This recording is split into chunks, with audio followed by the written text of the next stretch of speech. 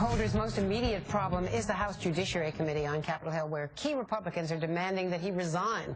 One of Holder's harshest critics is Wisconsin Congressman Jim Sensenbrenner, the second-ranking Republican on the House committee. And he joins me now. Thanks so much for being with us. Congressman, what is your grief against Eric Holder? Well, the grief against Eric Holder is simply that he said that he really didn't know about any harassment of the press. And then later on it came out that he did know about, if he didn't sign off about, the criminal search warrant against Fox reporter James Rosen's phone records and a lot more than that. Now, Holder alleged, or the Justice Department alleged, on probable cause that Rosen had violated the Espionage Act, or at the very least aided and abetted or was a co-conspirator. That's a lot more than what Pete Williams said a few minutes ago. There was a probable cause allegation under oath in an affidavit that a reporter had violated the Espionage Act. Now, nobody who is giving a reporter classified information in violation of the law is going to tell him that. So does that mean that if a reporter gets information that he doesn't know to be classified and follows up on it or reports on it, does that make him a potential co-defendant or a co-conspirator? If there ever was an overreach and a chilling impact on investigative reporting, this precedent cannot be allowed to stand.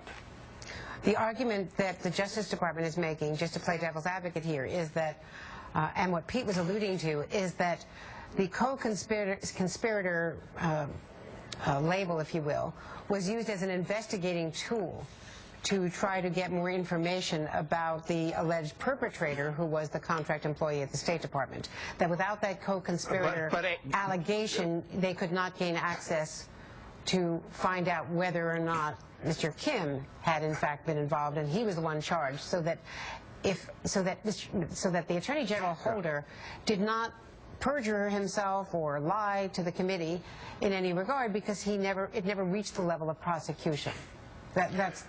Well, Andrea, it was more than that, because the affidavit that Justice filed with the court specifically said on probable cause that James Rosen had violated the Espionage Act. It was more than being a co-conspirator. It was the fact that they filed an affidavit with the court that said that there was evidence to show that he might have violated the Espionage Act, and that's why they needed to have this search warrant. It wasn't just a co-conspirator, and if they're saying all it is that they accused Rosen of being a co-conspirator in order to get the search warrant, that's not what the black and white print of the application for the search warrant, which was filed by the FBI under oath, says. Now, whether or not Justice is spinning and parsing words on this, either Holder did sign off on an allegation that Rosen violated the Espionage Act, or he didn't know that that was in the affidavit that was filed in the court, and he doesn't know what's going on in his own department. Either case, he ought to resign, and because he's lost the trust of Congress and he's lost the trust of the American people. Let me ask you about the president in all of this, because the president says in his speech that he believes in freedom of the press, that he wants to have a shield law, and tasks the Attorney General to do a review. Is the president blameless here? This policy could not be carried out. The aggressive leak investigations of this administration could not be taking place without the president's knowledge or direction. Well, that depends upon communications between Justice, the White House staff, and the White House. And I'm not going to accuse President Obama at this point in time of having any knowledge of this at the time that it happened. You know, the fact of the matter is something this serious, the president should have had knowledge, and there's a problem within the chain of communication from Justice to the White House staff to the president himself if he didn't have any knowledge of it. the fact of the matter is if he didn't have any knowledge of it, then his appointed head as Attorney General of the Justice Department let him down. And I certainly, if I were sitting in the Oval Office on something that is this serious and something that sets this bad a precedent, would want to be let down. This is awful. This is chilling. Yep. And this is something that would have come out of the Nixon White House, not the Obama White House.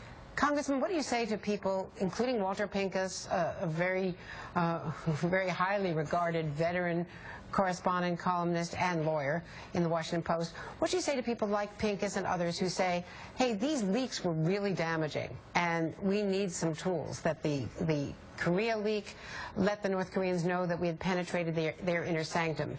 The AP leak meant withdrawing an agent who had been placed, a double agent who had been placed inside al-Qaeda in the Arabian Peninsula in Yemen.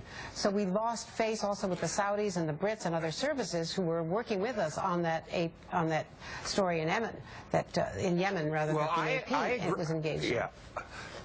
Yeah, I agree with what Pincus has said.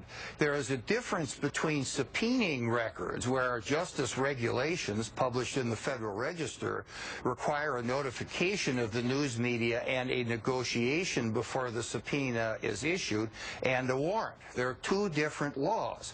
The AP said there was no notification. Fox said there was no notification.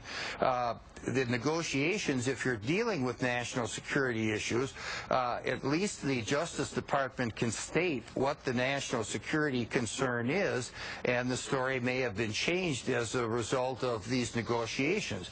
Justice didn't want to negotiate when required to by regulation with the AP, and they weren't required to negotiate in the case of signing an affidavit for an application for a search warrant that actually accused a reporter on probable cause of potentially violating the Espionage Act. Now, why would they sign an affidavit which is under oath if they had no intention of prosecuting him for a violation of the Espionage Act? That's a pretty serious allegation in saying there's probable cause to believe that a reporter had actually violated a criminal law. Have you gotten a response to your letter to the Attorney General where you demanded answers by next week? Not yet, and I would hope that if this is really much to do about nothing, which is what the Justice Department says it is, they would respond to the specific questions that Chairman Goodlatte and I have posed to the Attorney General, and do it on time, which is by close of business next Wednesday, June 5th. Thank you very much. Thanks for being with us, Congressman. Thank you. And we'll be right back.